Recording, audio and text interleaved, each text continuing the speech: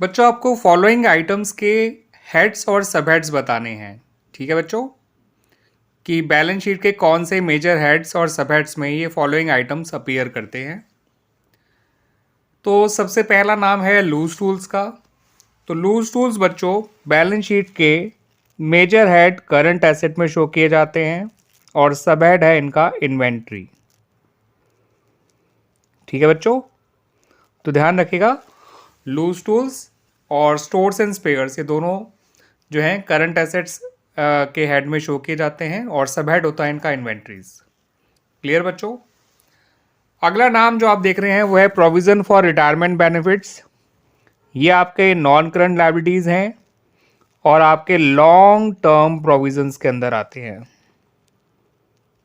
ठीक है बच्चों, किस में आते हैं? लॉन्ग टर्म प्रोविजंस में। अगला नाम है लोन रिपेबल ऑन डिमांड। ऐसे लोन जो वापस मांगने पे तुरंत लौटाने होते हैं उन्हें कहते हैं लोन रिपेबल ऑन डिमांड। तो ये आपके करंट लायबिलिटीज़ का ही पार्ट है और इनको हम सब हेड जो है वो हमारा शॉर्ट टर्म बोरोइंग्स है, क्योंकि लोन है तो ये बोरोइंग है, मगर ये ऐसी बोरोइंग है जो हमें तुरंत लौटानी है, इसलिए इनको हम शॉर्ट टर्म बोरोइंग्स कहते हैं। और शॉर्ट टर्म बोरोइंग का जो हेड होता है वो करंट लायबिलिटी, सब हेड मैंने आपको बता ही दिया बच्चों। अगला नाम है प्रीपेड इंश्योरेंस। प्रीपेड इंश्योरेंस यानी प्रीपेड एक्सपेंस। प्रीपेड एक्सपेंसेस वो एक्सपेंसेस होते हैं जो भी इनकर्ड नहीं हुए हैं मगर उनका पेमेंट कर दिया गया है और बेनिफिट हमें नियर फ्यूचर में मिलेगा। ठीक है बच्चों, तो इनका हेड हो गया करंट एसेट्स और सब हेड हो गया बच्चों अदर करंट एसेट्स। क्लियर बच्चों। अगले की बात कर लेते हैं। अगला है आपका कैपिटल एडवांसेस।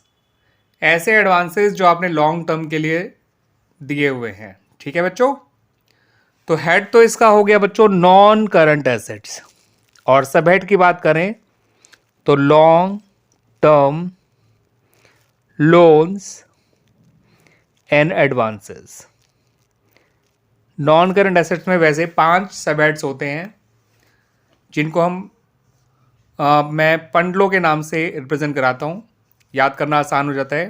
पंडलों का पी होता है property plant equipment and intangible assets, N होता है नॉन करंट इन्वेस्टमेंट्स, डी होता है डेफर्ड टैक्स एसेट्स नेट, और एल होता है long term loans and advances, और लास्ट होता है अदर नॉन करंट एसेट्स।